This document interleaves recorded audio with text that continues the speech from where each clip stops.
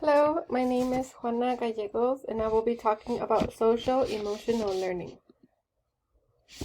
Social emotional learning, also known as SEL, is basically the process in which children and adults develop in using and understanding their social and emotional skills.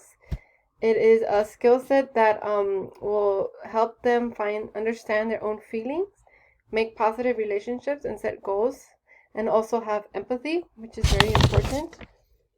I compare these images with the heart and the brain because they combine together to make a harmonious relationship between one another.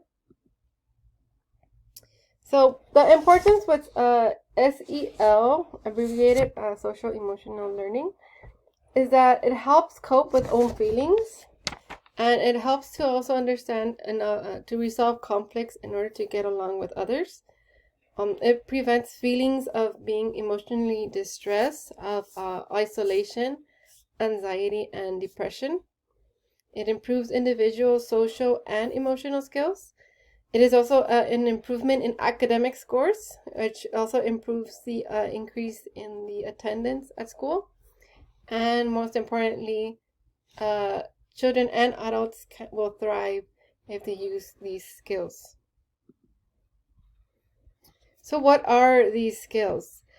SEL skills are combined with 5 in total.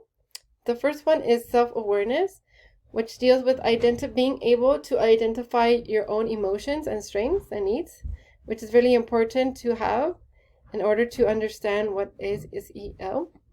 Number 2, self-management, is the ability to control emotions and impulses and set goals.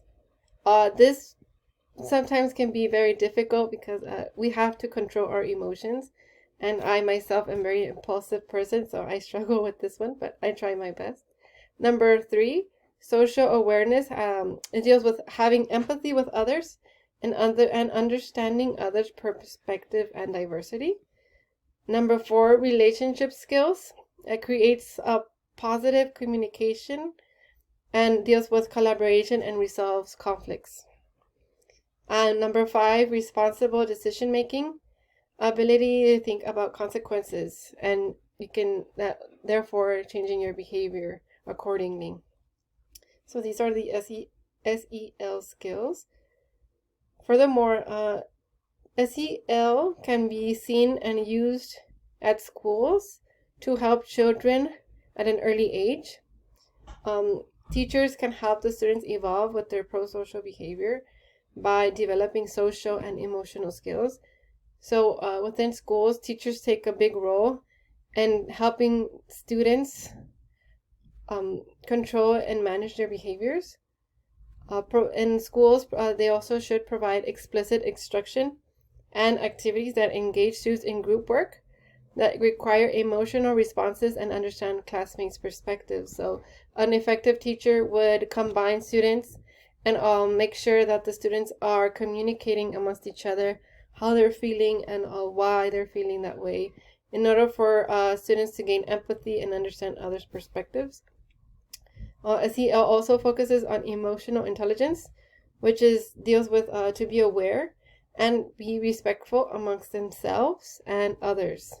So very important key skills to use at school for these children to start at an early age. In schools, you will also see a tool that is called Positive Behavior Interventions and Support. And basically, it's an ideas and tools to improve behaviors at schools. Keyword behavior, not academic. Schools, PBIS, also known, deals with the school culture and the effort in making the school-wide goal to increase students' well-being. So their goal for the use of tools and PBIS is for the whole school to have put these positive skills in order for them to be able to use them with themselves and students. Also build a community. So by building a community, you will reduce bullying because that will connect students as a group. And also PBIS is known to be evidence-based. So students and families are able to learn from these approaches together, and the school will help in these skills not only in school but at home as well. Some SEL activities can be used at home and at school. Some activities can deal with playing board games. This one could be seen in with taking turns and understanding when it is the turn of the other friend. Go for mindful walks outside. Encouraging students to take time on their own and think about their feelings is a great idea. Writing a journal is also an excellent idea for own expression. Practice coping skills and mindful breathing. So breathing in and breathing out until they can control their emotions is an easy way to control themselves. Reading picture with books. A teacher can relate a student's feelings and emotions with how they feel and relating with pictures. So if sometimes a student doesn't want to talk, pictures will also be a helpful tool. My favorite, practice mindful coloring. Coloring is a distraction, but also a way of distracting your mind and feelings and centralizing your thoughts. And coloring is a creative way to do so. Characteristics in movies. Start acts of kindness challenges. So maybe teachers could use activities on how students can demonstrate kindness with one another. And also writing a self-compliment list. And I think all of these, this is a great way to create self-awareness because you're writing about yourself. So this is an excellent one. So not all students have an easy process in understanding these skills. So how to help these struggling students? With understanding their struggles, you also must understand their ages. And depending on the age, you must find different approaches. So you would not approach a preschool child the same way you would a high school student. So that would be an accurate support to give and consider. Making an emphasis to the student that is struggling that they are not alone.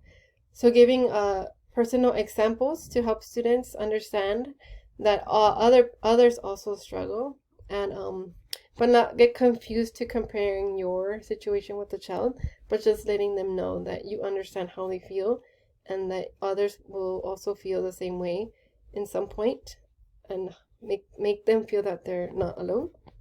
Understanding their struggle. So like I said, helping students understand the reason. So sometimes they don't understand why they're struggling, and you can help them see within their own experiences how to improve and create self-awareness. And that list and writing your self-compliment is a great way to find themselves within that list. And building SEL into everyday life. So making fun activities that students can understand how they feel and how to regulate their emotions and skills in everyday life. So with playing with their friends or doing even math homework, how if they're struggling with math homework, to have them pause and have them create that awareness of, oh, I'm feeling upset. That awareness will make them realize how they're feeling and calm down. And furthermore, their instructions. So those are some ideas.